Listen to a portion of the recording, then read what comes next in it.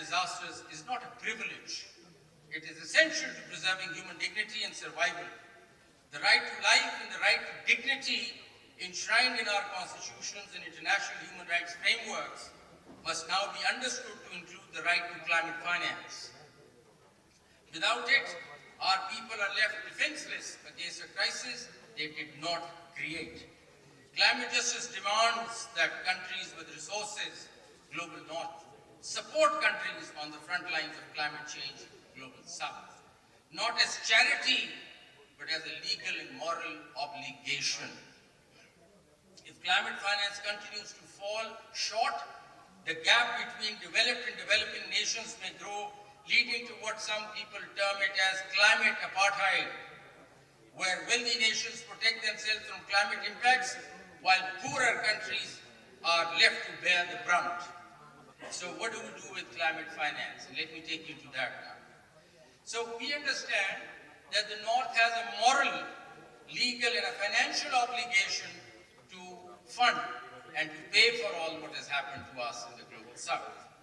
The principle of common but differentiated responsibilities within the UN Framework Convention on Climate Change holds that developed countries should lead in providing climate finance.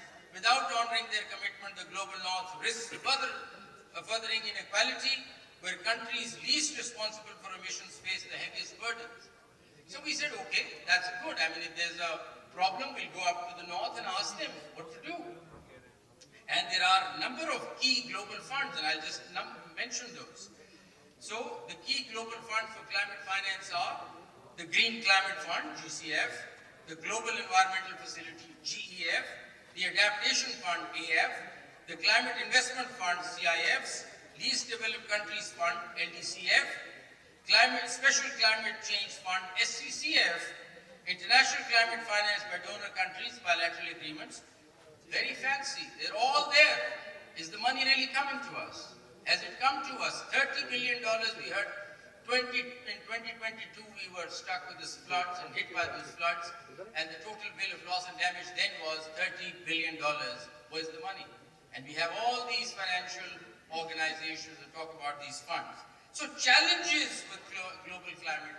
And as a judge, I've been trying to understand how do we access these funds? What's the process? Where are the rules? What's the mechanism? How do I apply? So what we understand is it's a cumbersome process and there's bureaucracy. Developing countries face significant challenges in preparing proposals, obtaining approvals, and meeting compliance requirements for funds like the GCF. Funds often have lengthy timelines and stringent eligibility criteria, slowing down the process. Then, there is inadequate and unequal distribution. Global funds have been criticized for insufficient disbursement, particularly for adaptation projects in developing countries. Funding commitments made by developed nations often fall short, leaving adaptation projects underfunded. Dependence on donor priorities. Global funds are influenced by donor countries' priorities, which may not align with the local adaptation needs of the global South. Lack of predictability and scalability. Funding through global funds is often unpredictable and inconsistent. So, these are the problems that we face. So, despite international agreements and numerous COPs, there'll be COP 30 coming up. So, 30 years we spent now talking about climate change. It's going to be 30 years next year. What have we achieved? Countries of the global South continue to face significant challenges in accessing global green funds. This disparity underscores the need for climate justice to encompass reparative measures. Hence, climate justice is increasingly shaping into reparative justice. That's yet another term that has come. Identifying international climate finance to be nothing else but a climate debt that they owe it to us and they must pay.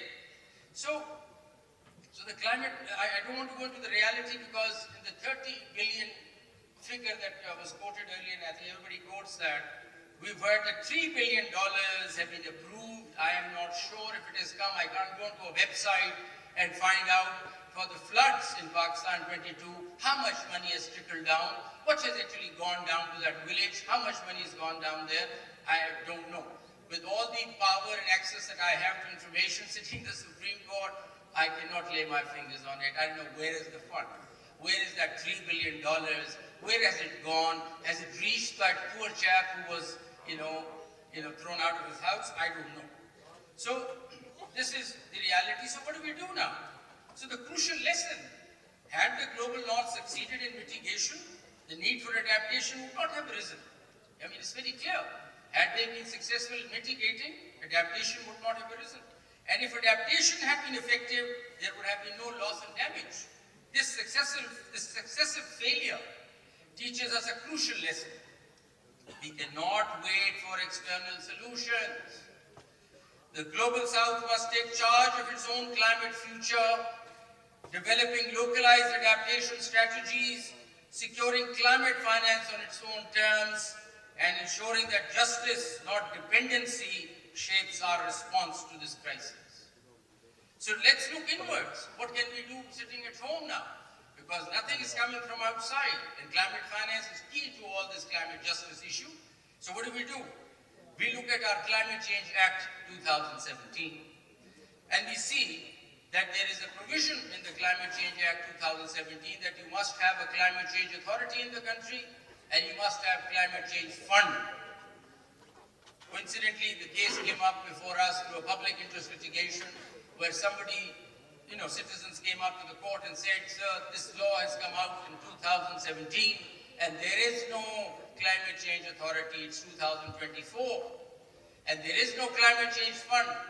The most serious existential threat Pakistan faces is climate change, yet we do not have a climate change authority, yet we do not have a climate change fund. Law came out in 2017. So we reached out to the government, we called them, they've been working on it perhaps, and the last information that I have, the authority is yet not been constituted, and there is not a penny in the climate change fund account. So that's how sad it is. The court asked at that time, in the recent budget, have you allocated any money for the climate change fund? They said no. Maybe they've done it now, but I'm just telling you what happened earlier. So no such authority and no such fund. Okay, fine. So that's what's happening locally. But then let's look at Islamic financing. It becomes very important now, to my mind, to deal with these crises. Sukuk, Mr. Bond, is one of the best instruments for climate finance in the global south due to its inherent principles which align closely with the objectives of environmental protection and social justice. Here are the reasons why Sukuk is particularly well suited for addressing climate finance challenges in the global south. Number one, it's faith-aligned based on ethical principles, rooted in principles of social justice, equity, and sustainability. Then it's an asset-backed and project-specific. I'm no banker, we have the finance minister just walk in, so he would know a lot more about it, but as a judge we think that the only solution to this problem could be through Islamic financing and maybe through Sukuk bonds. So it also carries flexibility and local ownership, it carries efficiency and timely disbursements, it has innovative financial structures. Sukuk can be tailored to match specific climate adaptation projects. Examples are Green Sukuk, which targets sustainable development goals and environmental projects, lower reliance on external approvals, and then financial inclusion is also a part of it. So our stress now has been that yes, Islamic climate finance is a great way forward. And we look around in the region and we see that Green Sukuk in Malaysia, which is a pioneer in Green Sukuk issuance, has come up with a 58 million finance as a large-scale solar project through Sukuks. It demonstrates the use of Sukuk for renewable energy projects that help mitigate climate change. Indonesia's Green Sukuk has issued multiple Green Sukuk to finance renewable energy, sustainable transportation, waste management, and adaptation projects. Similarly, there have been efforts in the Middle East, in the UAE, as well as in the Saudi Arabia. I don't need to go into the details. The Islamic Development Bank has also come up with Green Sukuk. So these examples are there around us that we could look at. We could also then move forward and look at other sources of Islamic finance. For example, the Waqf, which is an endowment, a perpetual charitable endowment where assets or funds are set aside for public benefits such as education, healthcare, or environmental conservation.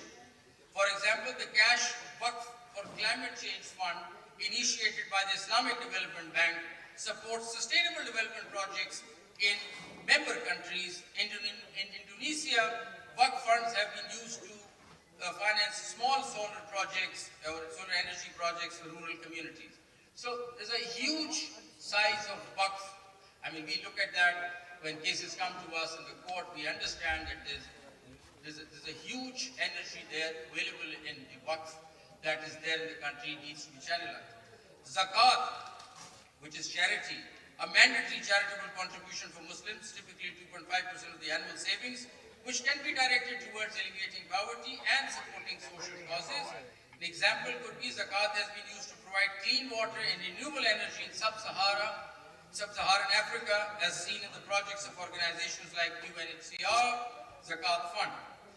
Then we have Takaful, which is Islamic insurance, and that also could be tapped into. Not my area, but this is what's happening around us, and we've just identified that we can't do anything because global funding isn't really coming to us. And lastly, as far as finance is concerned, I'll refer to Istisna, which is manufacturing or construction finance. That could be also looked into, and there are examples in Saudi Arabia regarding this. And move on. Having said that, I just want to go to the next pillar that I wanted to talk about, and that is nature finance. And that's a growing area. And I think the country and our financial institutions need to start thinking about nature finance. This is different from Islamic climate finance. This is nature finance, and this is driven towards looking at nature and rehabilitating things. So nature finance is an emerging concept that focuses on financing projects and initiatives aimed at conserving and restoring natural ecosystems, promoting biodiversity, and tackling environmental challenges like deforestation and land degradation. So what are the key goals of nature finance? Support biodiversity conservation, promote sustainable land and marine use, enhance climate resilience by protecting ecosystems like mangroves and wetlands, develop nature-based solutions to climate challenges like afforestation or reforestation. So nature finance has unique tools and approaches that make it distinct. For example, carbon markets, companies or governments pay for carbon credits to offset emissions, with funds going towards protecting forests, wetlands, or oceans that absorb carbon. Number two, debt for nature swaps. Countries with high debt burdens agree to conserve ecosystems in exchange for debt relief, often facilitated by international organizations. We have payments for ecosystem services, PES. Governments or private entities pay landowners or communities for preserving natural ecosystems that provide vital services, for example, clean water, flood prevention. Nature-based bonds tied specifically to achieving measurable nature-related outcomes such as reforesting degraded land or protecting coral reefs.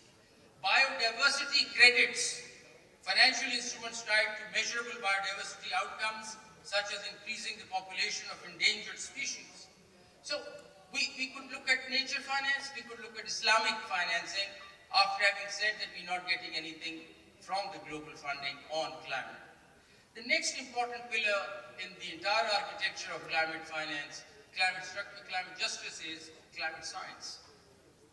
So climate science is critical for obtaining climate finance for loss and damage or adaptation projects because it provides the evidence base necessary to justify financial claims, design effective interventions, and meet donor requirements. So if we do not know anything about causation and attribution, scientific data helps demonstrate how specific climate-related disasters such as floods, droughts, and rising sea levels are linked to global warming. So attribution science is particularly important in loss and damage claims. I have no idea if we have that capacity in the country or not, needs to be developed. We cannot talk about climate finance without having a good handle on climate science. Then it helps quantify loss and damage. I don't know how the 30 billion figure came out. There must have been some science behind it. So climate models and risk assessments provide estimates of economic and non-economic losses suffered by vulnerable countries. These include infrastructure destruction, livelihood losses, displacement, and ecosystem degradation.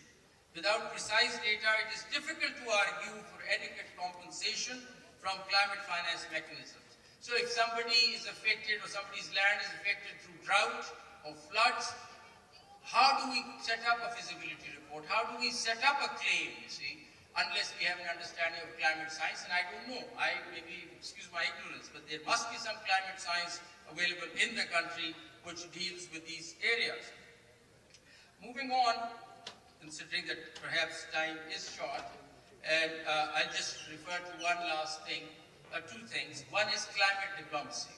I think it's high time that B20, we need to get onto that platform, B20, and do something about it. So climate democracy is a crucial pillar, needs to be gone into, and I've had a word with the team that B20 that was visiting, the CVF also, and I told them that it's high time that judiciaries of these countries ought to also talk to each other if they want to develop climate justice area. And lastly, my submission is that we need to get into homegrown solutions. It's about time that we look at how we're going to do things on our own and not really rely on external help and support which isn't really coming our way. So homegrown solutions, in a recent case where land was acquired 30 years ago to set up a water treatment plant, and we're just waiting for international donors to pay us 80 billion rupees to set up a water treatment plant. And we've recently held that please, there are homegrown solutions, because these water treatment plants are at the very edges of River Ravi, and contaminated water is flowing into River Ravi, but it means that for the last 30 years it's been flowing in because we're just waiting for funding. So I think we could have talked about local solutions to that issue and should have dealt with that at that time. So I'll just close by referring to by saying that the fight against climate change is not just about survival, it is about reclaiming our agency and shaping a resilient future on our own terms. Thank you so much.